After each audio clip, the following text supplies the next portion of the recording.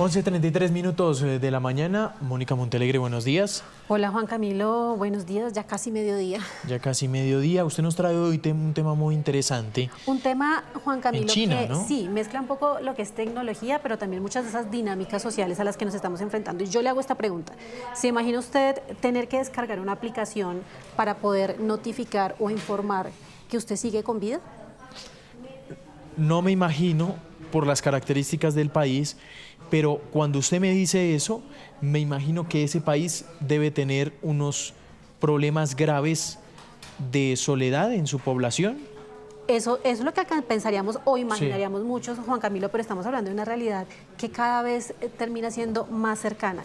Le hablo puntualmente de una aplicación china que está, y mira, ahí estamos viéndola en pantalla, se llama, o por lo menos el nombre comercial hacia afuera es Demumu, y es una aplicación china que ha repuntado en la cantidad de descargas en las últimas semanas. No es nueva, pero en las últimas semanas ha repuntado en esta cantidad de descargas de personas que la están utilizando, y justamente funciona así como yo le estaba explicando, de una manera muy sencilla.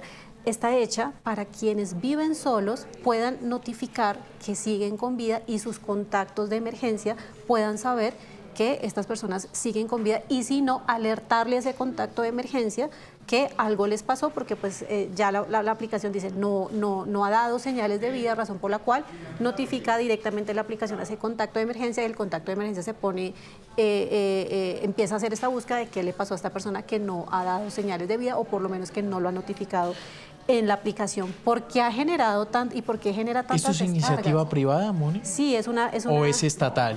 No, de hecho es desarrollada por Moonscape, Okay. Technologies, y pues está hecha justamente para registrar, digamos que si se lo pongo en términos más sencillos, para la gente que vive sola. Claro. Y yo no sé usted, acá estamos hablando de China, pero cada vez estamos hablando más de hogares unipersonales, y puntualmente de China, pues que funciona obviamente de una manera muy distinta a como vivimos acá, donde esta intención de vivir solos ha crecido puntualmente recientemente. Además, conocimos datos demográficos, y para ahondar en el tema, para conocer más detalles, hemos invitado a una súper invitada que ya la estamos viendo ahí en pantalla. Ella es Lina Luna, sinóloga experta en China, internacionalista, que además creo que nos puede dar un poquito de este contexto, porque acá estamos muy sorprendidos con Juan Camilo, Lina, de cómo una aplicación de estas puede generar tanto éxito en una sociedad como la China. Desde su perspectiva, Lina, y saludándola primero y agradeciéndole por estar con nosotros, ¿por qué? ¿Por qué tanto éxito de una aplicación de estas en un país como China?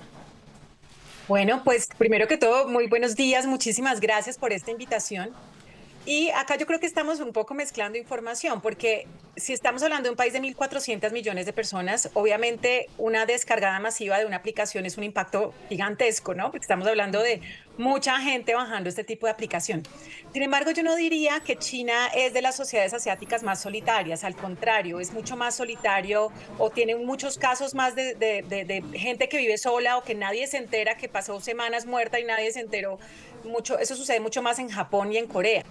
Sin embargo, incluso, pues no sé, es decir, en muchas partes, es decir, yo viví en Europa y era supremamente normal que a veces se dan cuenta que los viejitos estaban muertos, era porque empezaba a oler después de semanas, ¿no? Entonces, esta no es una realidad, yo creo que corresponda a China, sino que creo que corresponde a nuestro sistema social mundial productivo, hiperproductivo, que requiere como la búsqueda de cosas, y que luego termina en situaciones de soledad grande para las personas. Entonces no creo que sea algo particular de China, pero obviamente al haber creado una aplicación específica, que además suena súper mordaz, ¿no? Que es como, estás vivo, o sea, no te has muerto, obviamente llama muchísimo la atención, pero además en China es muy normal, por ejemplo, que yo vivo en un pueblo y mi hijo se va a Beijing a trabajar. Entonces, en ese sentido, claro, uno esperaría que haya un tema de comunicación por WeChat, que es como el WhatsApp de ellos y cosas así, pero no me parece tan loco que traten de buscar estas formas de comprobar, o digamos como de simplemente no tener que hablar, sino simplemente decir estoy vivo, estoy bien, ¿no? Sí. Y ese es como el asunto. Pero creo que acá estamos viendo más bien un tema que es global, ¿no? Y es ese tema de Sí. cada vez más soledad y cada vez más... menos comunicación con los vecinos y con el entorno. y es algo que creo que nos afecta a todos bastante. Sí, si bien, Lina, hay, usted dice, hay países asiáticos con una problemática más acentuada en temas de soledad, pero igual, ¿esto es un tema de Estado en China? No, no, de hecho, si les hablo realmente de cómo son las costumbres de estos trabajadores, por ejemplo, estas personas que se van a trabajar a las ciudades normalmente viven, buscan al máximo ahorrar, por ejemplo, porque normalmente están pensando en ahorrar para comprar una casa o algo así por el estilo. La comunidad china es muy ahorrativa, pero también es muy comunal, es decir, no, hay muchas prácticas, es decir, por ejemplo, en los parques, la gente que no se conoce igual se encuentra y bailan juntos o juegan mahjong juntos. Es decir, digamos que en China las dinámicas sociales de compartir sí están bastante abiertas. Lo que pasa es que, por ejemplo, yo puedo decidir vivir un mes con personas que no conozco, es decir, un apartamento de 3 habitaciones, vivimos 3 personas cada una en su habitación y ninguno está muy pendiente del otro, ¿no? Entonces, en ese sentido, para la familia poder estar pendiente, o sea, porque hay como mucho tema de, es decir, no estoy viendo con amigos, simplemente somos personas compartiendo un apartamento. Entonces, en ese sentido, como saber que la persona está bien o no, es algo más, esto es privado para que la familia o los amigos o el contacto de emergencia lo sepa, más que un tema estatal. Sí. Porque como les digo, no es un gran tema complejo en China, pero pues es algo que obviamente cada vez, y pues nos damos cuenta por esta aplicación, yo creo que más bien nos demuestra los temores que tenemos como humanos. Es decir, creo que es algo más personal. Tengo miedo de morirme o de caerme y que nadie se dé cuenta hasta una semana después, ¿no? Entonces, en ese sentido, creo que por eso tan grande el éxito de la aplicación. Hay gente que vive solo con sus mascotas, por ejemplo, o gente que podría tener como como un accidente y que nadie se dé cuenta. Entonces yo creo que de ahí radica el éxito de la aplicación, pero no es una política estatal, ni es un gran problema en China, por ejemplo, encontrarse gente muerta, así como en un apartamento después de semanas. Obviamente pasa, puede pasar, pero creo que incluso el temor es más a un accidente o a que algo le haya pasado a una persona y que no pueda recibir ayuda a tiempo. Hay una tendencia que, como dice Lina, no solamente es en China, sino global, y es esta intención de vivir más en hogares unipersonales. De hecho, hay un dato que destacan varios medios, incluyendo la BBC, y es citando justamente al medio de comunicación estatal chino, Global Times, que sugiere que en 2030 podría haber hasta 200 millones de hogares unipersonales en China. Obviamente, como dice Lina, estamos hablando de un tamaño de país, pues, de un país como China, que pues Claro. estamos de otra cantidad de hogares, pero pues es una tendencia global. Puntualmente en China, ¿qué factores cree Lina que inciden para que haya esta tendencia al aumento de los hogares unipersonales? Pues yo creo, o sea, lo que te digo es que es económicamente complejo, es decir, la vida en China solo en un apartamento requeriría que tú tuvieras un buen número de recursos para sostenerlo, ¿no? Pero arrendado sí podría ser, sí podría suceder. Yo creo que es un tema de también una población que cada vez se sobreexige más, ¿no? Que en esa búsqueda del éxito y el dinero y demás, cada vez hay más exigencia de debo dedicarme a trabajar y las relaciones sociales me quitan tiempo. Eso suele suceder mucho. O hay otra población que, por ejemplo, sus trabajos son en línea, todo es virtual, son programadores o diseñan juegos y que suelen desarrollar también una aversión a la vida en comunidad, es decir, o le tienen miedo a esa vida. Es decir, hay muchos que es como, si es todos jugando en la realidad virtual no hay problema, pero ir al contacto físico les parece complejo. Esto lo he visto mucho más en Corea y en Japón, como les digo, pero en China también sucede. Entonces yo creo que son esas dinámicas, uno, de la búsqueda del éxito.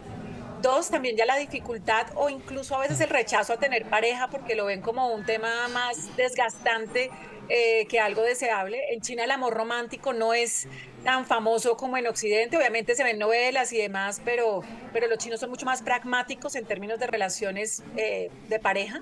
Entonces, en ese sentido, creo que es un tema mucho de practicidad, de evitar costos, evitar perder tiempo en cosas que no son, que les quitan espacio para el éxito y que obviamente después termina en una soledad. Pero aún así debo decir que la verdad es que por el confucianismo se cuidan mucho a los ancianos, por ejemplo, ¿sí? Es decir, los nietos o el nieto o los hijos normalmente tienen que estar pendientes de ellos y se ve como una virtud social importante estar pendiente de los ancianos, cosa que no pasa en Occidente, por ejemplo, y por eso les decía estos casos en Europa de ancianos que mueren y que no se entera la familia sino hasta que encuentran el cuerpo unas semanas después, ¿no? Entonces, eso no es tan común en China. Pero diría que es esa búsqueda excesiva del éxito y de ser más pragmáticos y no perder el tiempo en otras cosas las que llevarían a esas decisiones de casas Sí. unipersonales. Pero ahora, la noticia de ayer, a lo que estamos diciendo aquí, Lina, la tasa de natalidad de China fue la más baja desde 1949.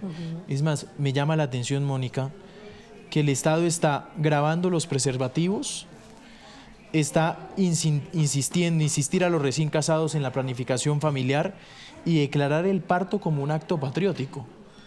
Es lo que marca esto según el diario The New York Times. Es decir, esta noticia de la natalidad con el tema de la soledad, ¿usted cómo la analiza, Lina?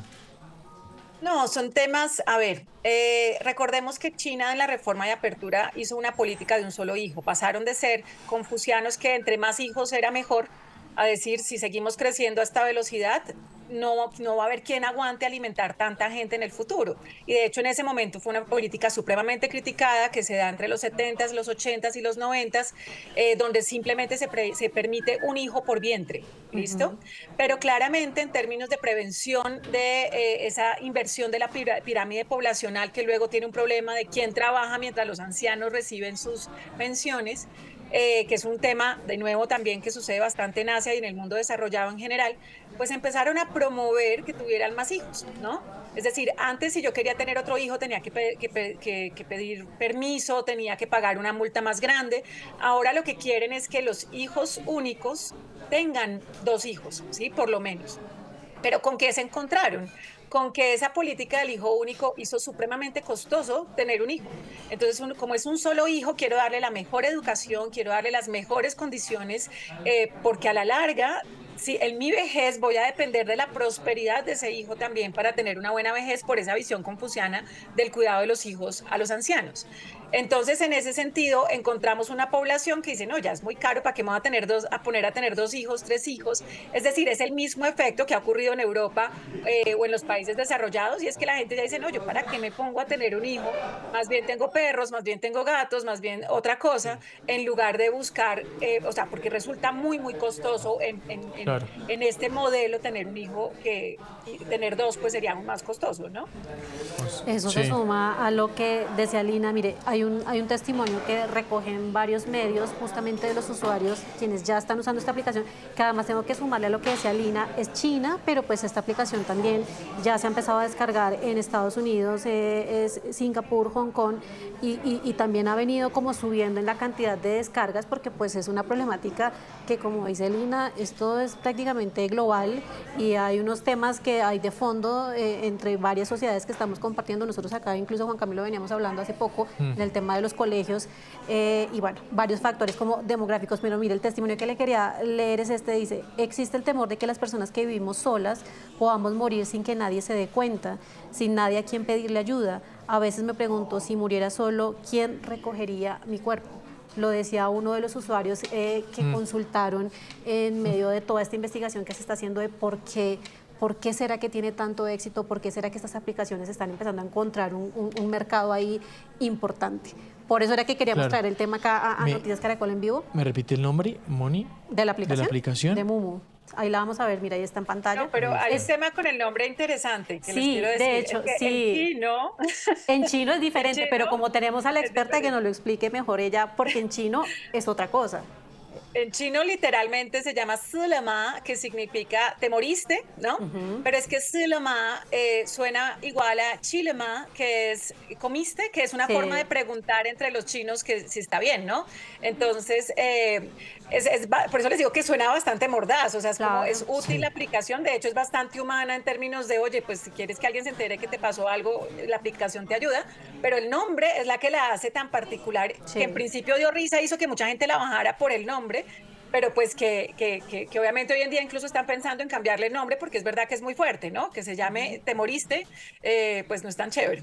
Entonces sí, es una combinación de palabras complicada. Sí, sí, sí. Pues Lina, agradeciéndole estos minutos aquí en Noticias Caracol, gracias. Bueno, un placer.